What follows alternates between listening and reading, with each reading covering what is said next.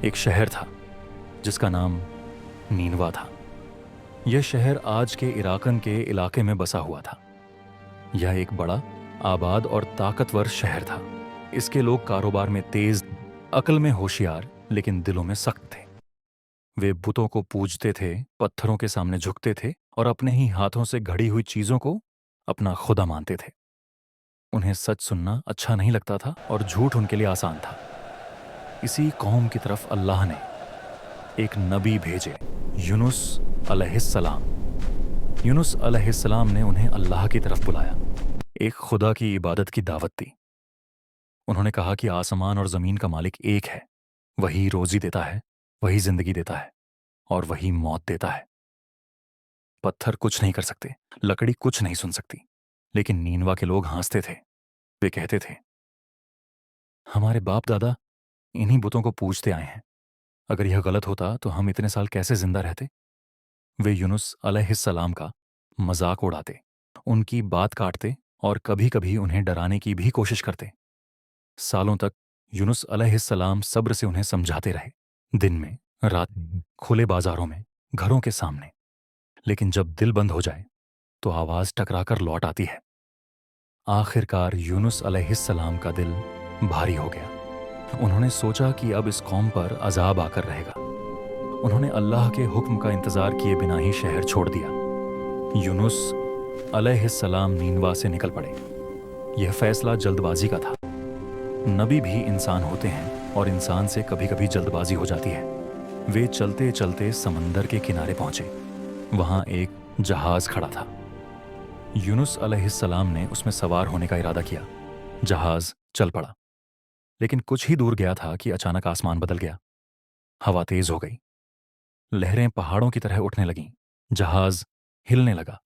لوگ ڈر گئے۔ اس زمانے میں یہ مانا جاتا تھا کہ اگر جہاز میں کوئی بھگوڑا یا گنہگار ہو تو سمندر ناراض ہو جاتا ہے۔ سب نے کورا ڈالا، پرچی ڈالی گئی۔ پہلی بار یونس علیہ السلام کا نام نکلا، دوسری بار پھر وہی، تیسری بار بھی وہی۔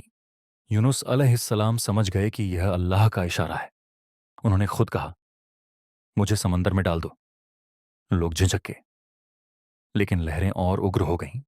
آخر کار یونس علیہ السلام کو سمندر میں ڈال دیا گیا۔ جیسے ہی وہ پانی میں گرے، ایک بہت بڑی مچھلی نے انہیں نگل لیا۔ یہ کوئی عام مچھلی نہیں تھی، یہ اللہ کا حکم تھا۔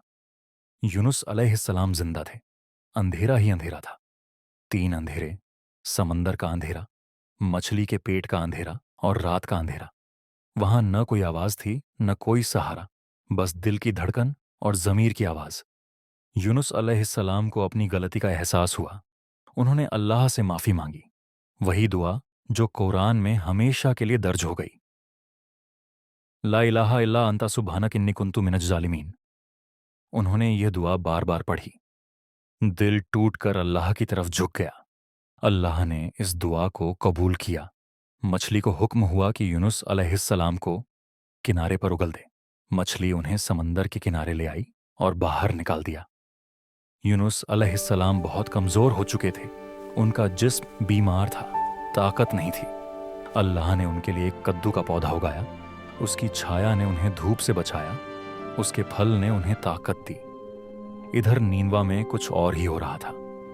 یونس علیہ السلام کے جانے کے بعد آسمان بدلنے لگا، کالے بادل چھا گئے۔ لوگوں کو لگا کہ اب عذاب آنے والا ہے۔ پہلی بار انہیں ڈر لگا۔ انہوں نے اپنے گناہوں کو یاد کیا۔ انہوں نے بچوں، بوڑھوں، جانوروں سب کو اکٹھا کیا۔ سب رونے لگے، سب نے اللہ سے معافی مانگی۔ اللہ نے ان کی توبہ قبول کر لی۔ عذاب ٹل گیا۔ کچھ سمے بعد یونس علیہ السلام واپس نینوا پہنچے۔ انہوں نے دیکھا کہ پوری قوم بدل چکی ہے۔ جو لوگ پہلے مذاق اڑاتے تھے اب جھکے ہوئے تھے، جو دل پتھر تھے اب نرم ہو چکے تھے۔